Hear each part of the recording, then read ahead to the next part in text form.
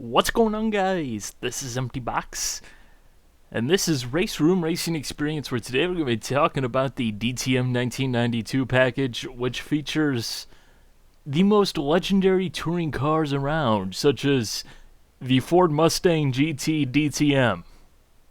Okay, well, the legendary touring cars parts is true, the Mustang GT part is true, although legendary touring car Mustang GT ain't false. But we got a Mercedes-Benz 190e Evo 2 DTM, a BMW M3 E30 Sport Evo, an Audi V8 Land Yacht, the Ford Mustang GT, and the Opel Omega 3000 Evo 500, which really just says one thing.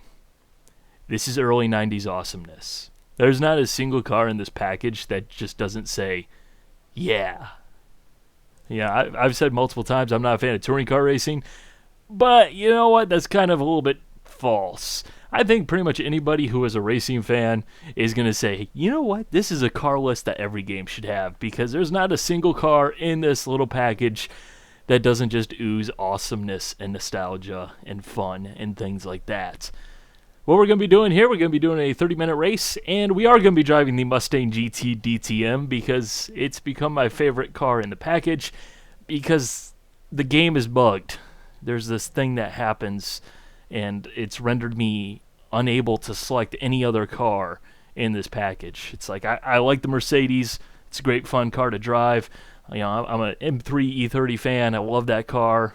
But the Mustang, I'm not a Mustang guy by any means. I quite frankly don't like them at all. But I have to drive this car because, oh my goodness, the sounds. So let's get on to the race. Alrighty then, let us begin. Nurburgring Grand Prix Circuit, full field of 23 AI, set to 113% difficulty, qualified 6th position. Although we're not going to be in 6th position by the time we get to turn 1 because we have a V8 and nobody else does. The Mustang in this package does one thing well, and it does that one thing very well. It goes very fast in a straight line. And somehow we managed to actually outbrake somebody with this thing. If you're looking for a car that is a very nice balance of handling and power, the Mustang is not your car within this package. That is for dang sure. That said, it is a whole heap of fun. This thing will literally just drive around the E30 M3s like they're absolutely parked down the straightaway, and it's actually quite hilarious. I managed to get into an online race, actually, which is something that was new for me within Race Room. And it is at the Nurburgring, which is definitely a power circuit that suits the Mustang well. Just driving down the straightaways actually is a room full of German people, as I later found out. Everybody was driving a Mercedes or a BMW. I think there was 1 or 2 Audis. Nobody else in the Mustang. Meanwhile, I'm just driving around people down the straightaway like, oh, hi, yeah. I'm doing 20 miles an hour faster than you are at the end of the straightaway. It's great. This thing is a whole heap of fun, and I'm pretty sure that those guys were definitely getting a little frustrated at the fact that this Mustang was just blowing by them on the straightaway, and then they were having to outbrake me from about 10 miles back, which they could do because this thing has crappy brakes, but troll car confirmed.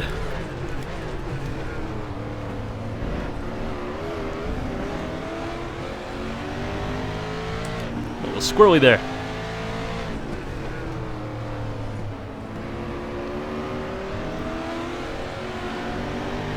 Okay, let's see what we got here. Down the straightaway, we're just gonna blast on by these guys. They don't have a chance at all.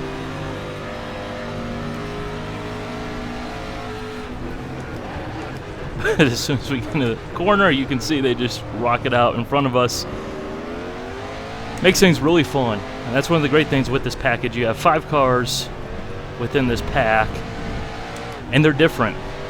You know, the Mustang drives differently than the Mercedes, for example. The Mercedes is much more balanced, and it really is a significantly easier car to drive, in my opinion. You know, it's still decently fast on the straightaway. It still handles really good. You know, the E30 is great in the corners, very poor down the straights. I haven't spent any time with the Audi yet because that car doesn't appeal to me at all, to be entirely honest. Plus, I've been having so much fun with the other ones. Then the Opel is kind of a mini Mustang. It's fast on the straightaways, but it's not as fast as the Mustang.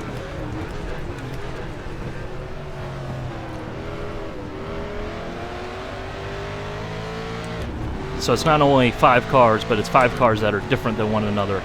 You know, this isn't a spec series or anything like that, like the modern DTM, where basically the cars are all exactly the same. The only thing that's different is the headlights, the badge, and the taillights.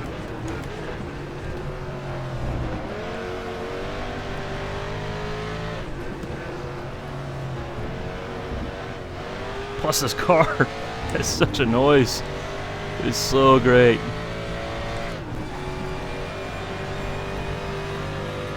And actually, my first race that I did with this package, I took the Mustang to the Nurburgring, largely because that's probably my favorite track within Race Room, within these German cars, because, well, these are DTM cars, so I figured you should take them to a DTM circuit, which the Nurburgring quite clearly is. And actually, 30-minute race against a full field of AI. I was leading the whole race. The other Mustang was on my tail, about 4 seconds, or 4/10 of a second behind, basically the whole race. 5 minutes to go. that was kind of cheap, but about 5 minutes to go. Just get this ever so convincing bump and run in the second hairpin, and I was like, "Dang, that just happened." And I think that really describes this package as a whole. It's like the GT Masters package has been a lot of fun. The DTM package within Sector 3's umbrella project, which is what I'll just call it from now on. It's been a lot of fun, but there's something about this DTM package that is just better. And I think it really is down to the cars that really gives me more of a reason to play. You know, the GT cars, the GT Masters package, you know, yes, it's probably the best place to race GT3 cars in sim racing right now because of the wide variety that they have and the quality of the AI. But you know what? They're GT3 cars. They're different, but they're only slightly different, you know? I don't find myself necessarily fully attracted to one, even though I really do like the McLaren, whereas here, with this DTM 1992 package, I want to represent the Mustang. It's just like, this car is so much fun, and within this game, it's so much fun to race because of the fact that, as you've already have probably noticed, we gain like crazy down the straightaways, then we get to the corners, and that doesn't work out too well, except for this chicane here. But and it's not just the AI being really fast. I can hop in the Mercedes, for example, and I'll be fast in an entirely different section of the track. You'll end up doing the same lap times, but you'll race entirely different.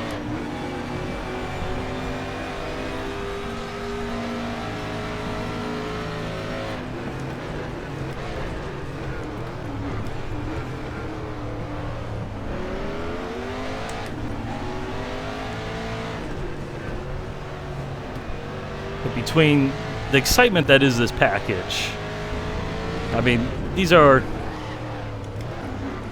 this is probably the best touring car field you could build if you were basically hand-picking from throughout the years. I mean, you got rear-wheel drive cars. They look great. They have that fantastic early 90s, late 80s boxiness to them. You know, the Mercedes has that ridiculous wing. You have the E30, you know, one of the most legendary cars ever. It's like, you can't not like it. You really can.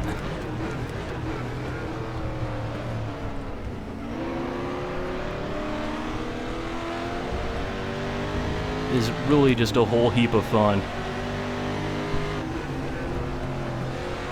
I mean, for the price that they're asking, which worked out to be about $12, you'll need to convert that yourself into your own currency. But for the price, for the amount of content that you get, it's definitely well worth picking up and giving it a go.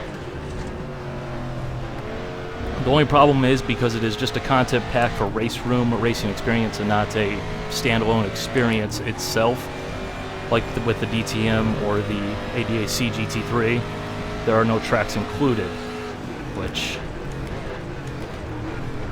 the stock free tracks for race room racing experience, you know, there's just not really a whole lot of variety there. There's, I can't remember how many tracks off the top of my head, but it's not a lot. But honestly, I put it this way. Just go ahead, take $20, buy these cars, buy a track, run in the back of that guy for no reason because you're not even paying attention, and have fun.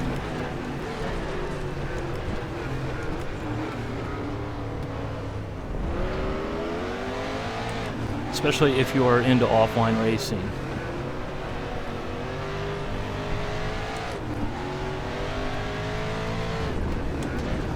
Honestly, I gotta say, the AI, yes, they squirm around and they move around in very weird ways, but that is partly on the difficulty level that I need to use to keep them competitive with me and give me a good race.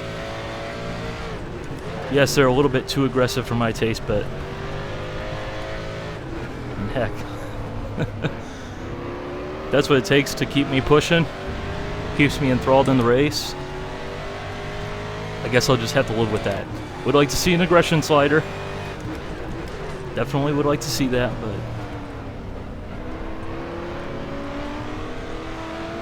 hot diggity dog, it's fun.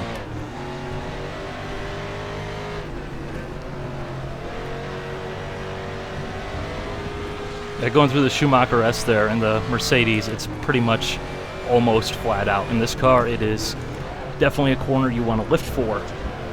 And it's a fairly sizable lift off the throttle.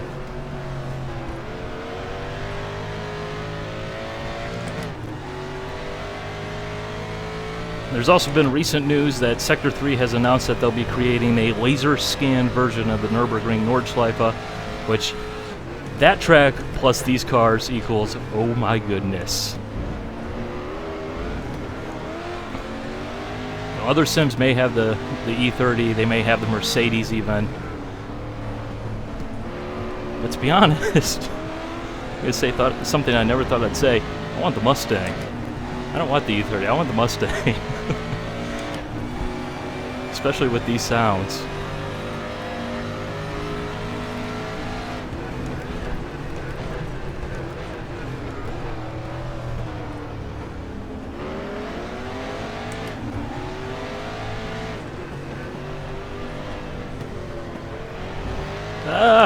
Just getting a little assistance there in the middle of the corner. This guy behind me is getting a little aggressive.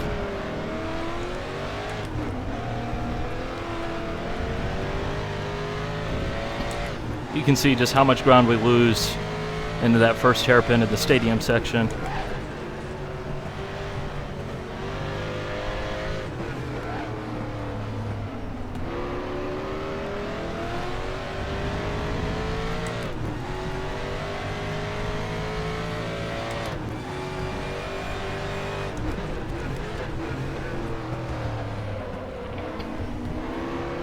I mean, really, the only downside I can think of with this package is the fact that there are no tracks that come with it.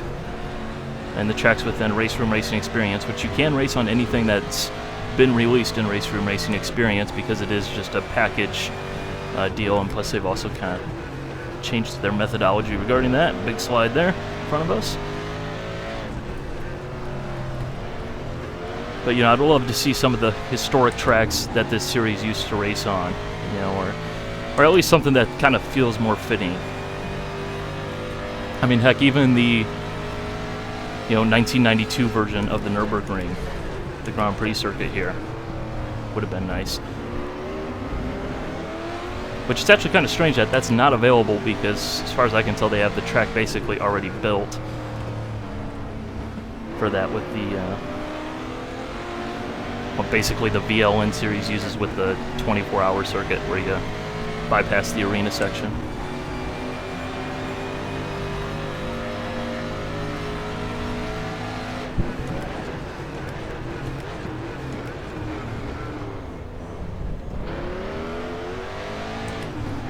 to P2.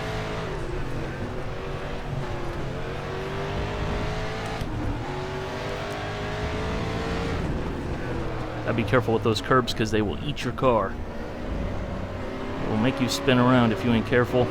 Get things wrong. Let's pay attention over those things.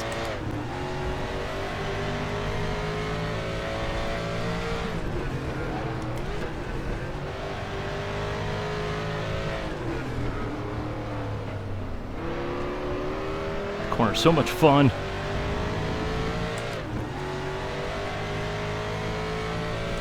This track is really quite fun in these cars, I have to say. Usually I'm not a fan of this place, but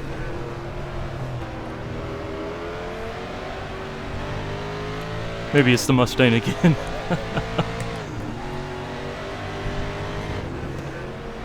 Not even lying, this car is just so much fun. You know, it's a sledgehammer in a world full of scalpels.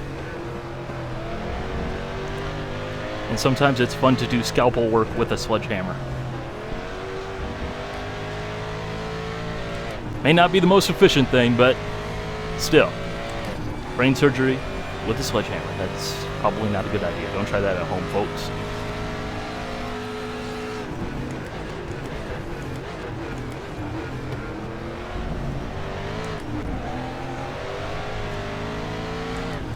Oh yeah, that power.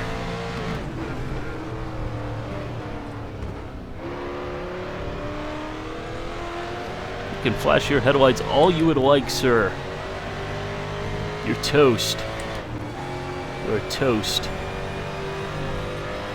At least until this brake zone.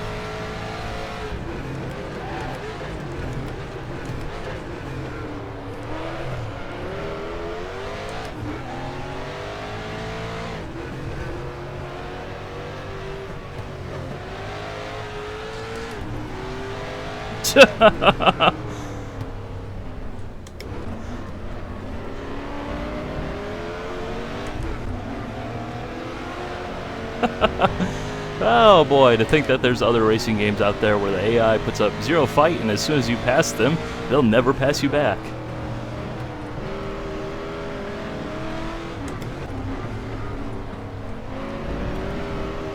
Yes, racing offline can indeed be fun. Who would have thought, right?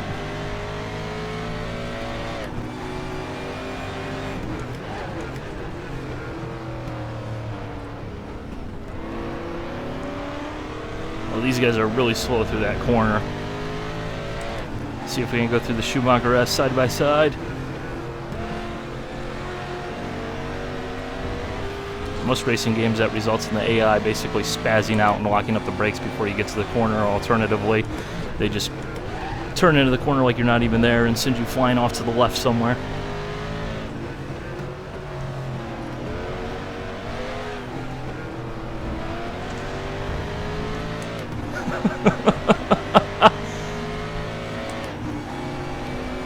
Bump and run right there.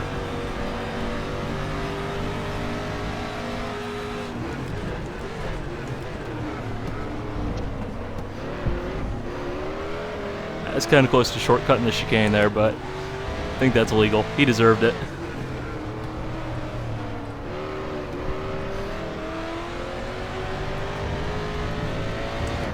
He deserved it. If he's going to pass us like that, we're going to go curb hopping.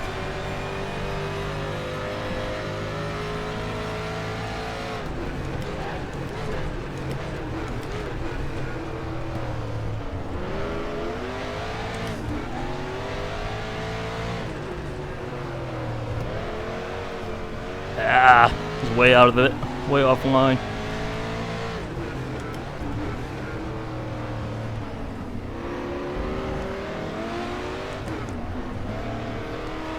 It's so much faster through that right-hander. There's really nothing I can do about it either.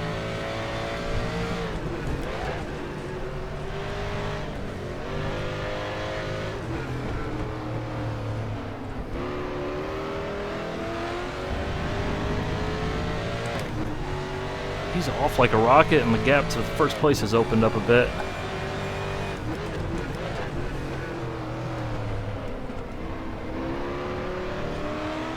the upper game. Fortunately, we do have horsepower, so if we're coming out of the final corner, we should be able to fight back before we get to the line, should that situation arise.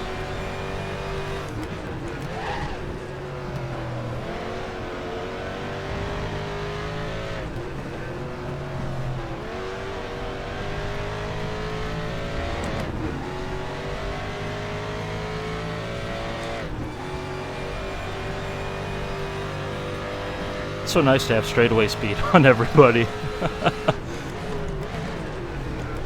It's a lot easier to pass going down the straightaway than it is into the corners. Especially when your car has comparatively poor brakes.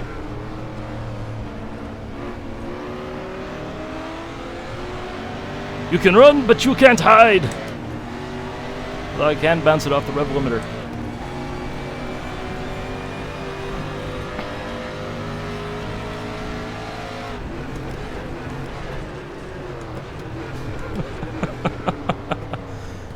Oh boy.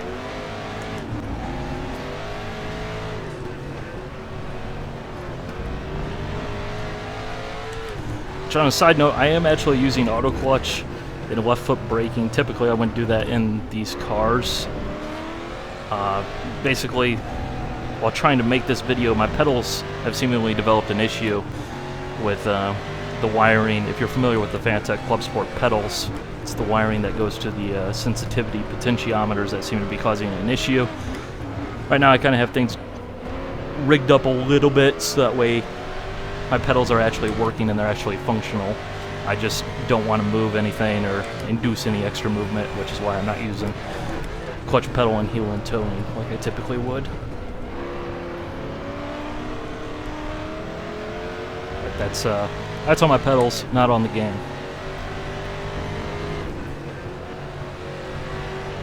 Ooh, side by side there. So that's that. Just figured I'd throw that up there. And plus, if we do randomly experience brake failure, as in we don't stop for the corner at all, hopefully I'm not jinxing things, that's what it is. Has nothing to do with the game, so that's that. Surprised it's actually lasted this long, but I have been driving over the last week with this content package. It's something that literally just occurred as soon as I went to record the video, and I was like, son of a biscuit. Just really something entirely out of the blue.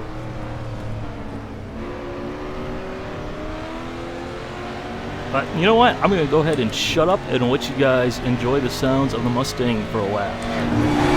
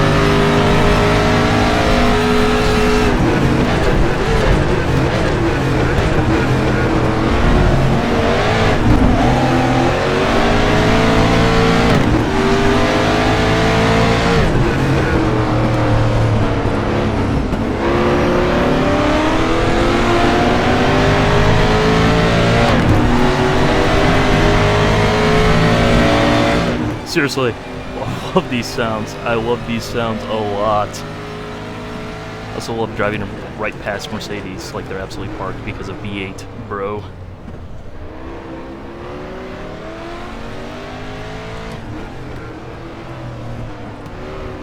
Like, I'll put it this way, I was driving the Assetto Corsa 787B Mazda, driving that mod, which is absolutely fantastic sounding in its own right. Then I switched over to Race Room. I already had the speakers turned up louder than what I typically do. I had my headphones turned up louder than usual. And I hopped in this car and I'm like, hey, this sounds good.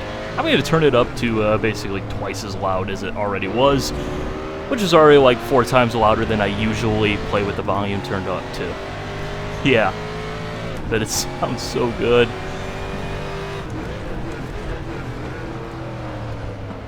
Hearing damage, well, we're just going to have to deal with you, I guess, at some stage in life. Same with this Mercedes. You need to get rid of this guy.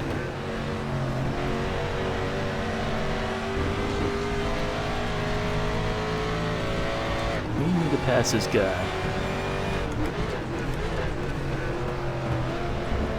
Now my timer's saying 24 minutes. Means that we probably have about 3 laps left, somewhere thereabouts.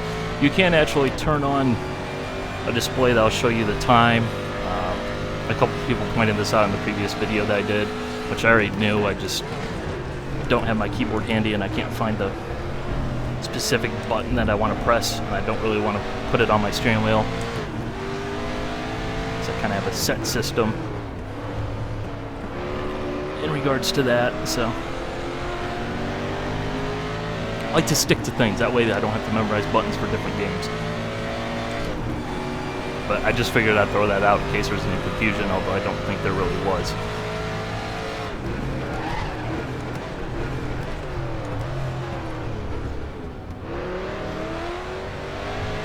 So I'm going to go with the crossover.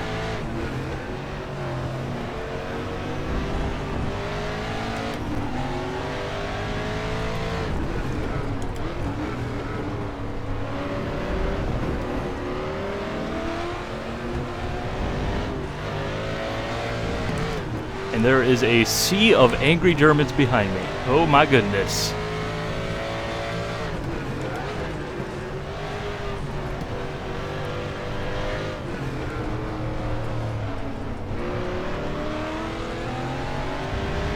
So what happens when you take perhaps the best touring car lineup in the history of racing and you put it into a game that has pretty solid AI? Get a bucket load of fun, we'll put it that way. Sector 3, 2014 was a great year for you. With the laser scan Nurburgring, hopefully, laser scan Nordschleife, hopefully in 2015. Oh boy, oh boy.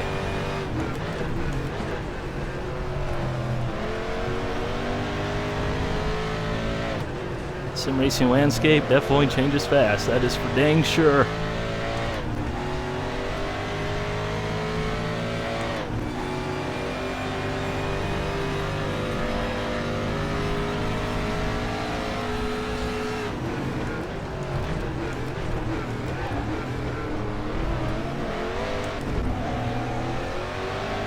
Seems like their gear ratios absolutely suck for coming out of that chicane, because we seem to really pull right in that area. As soon as he goes to grab another gear, we have the advantage. So there should be 1 or 2 laps left. Not going to check the display because that's no fun. And plus I'd have to fumble around with my keyboard, which right now I don't feel like doing. I knew he was up the inside, not much I could do about it at that point.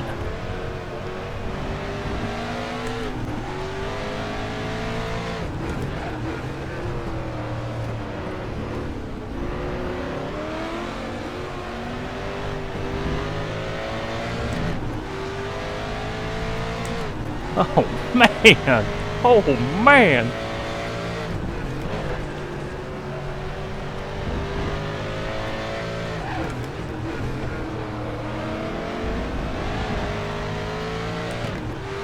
Oh, man.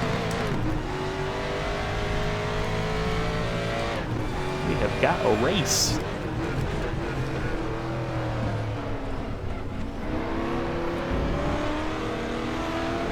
I have to say, this platform is quickly becoming a rival for GameStop Car in my books when it comes to what game do I want to play offline. I don't want to do an online race.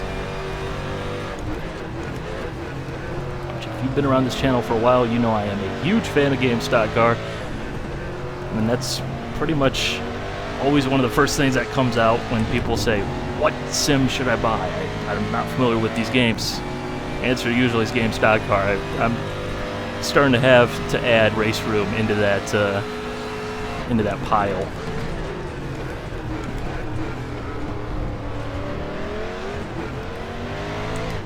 Like, seriously.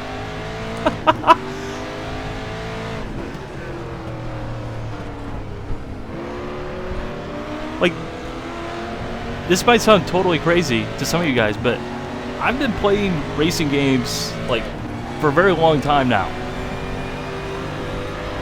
That was amazing. That doesn't happen. That doesn't happen.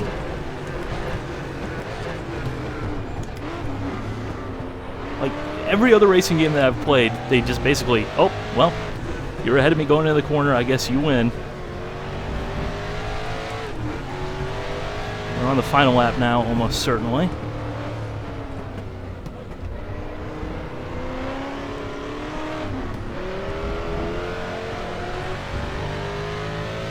They're in the lead. Hopefully they'll get to racing one another. Hopefully our brake pedal holds out for another lap. Hopefully our driving holds on for another lap.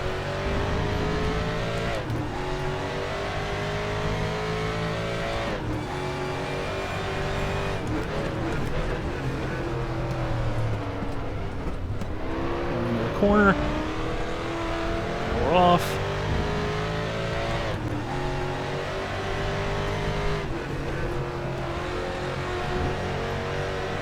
Line, up the hill. We're pulling.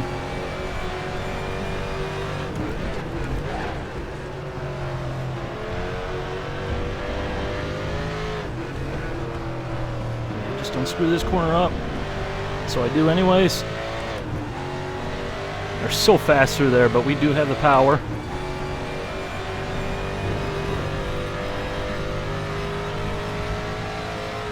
We're defensive.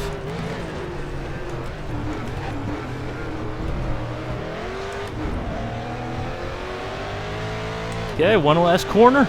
Should be ours. Should be, or else I'm getting ahead of myself.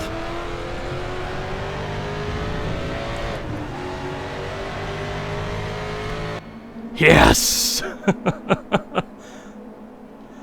Yes!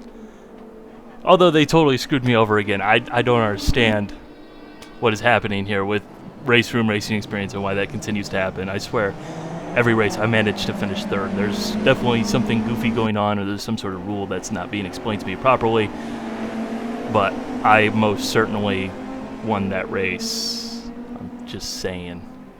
You cheated me! The game cheated me, okay?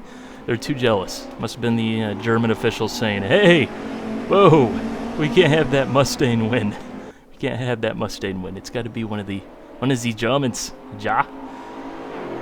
But anyways, doesn't really matter. The race is over. I had a blast. Hopefully you had a blast watching. Seriously, give this title a chance because it is definitely developed into a very capable offline racing game. That's for dang sure. So hope you guys enjoyed. Bye.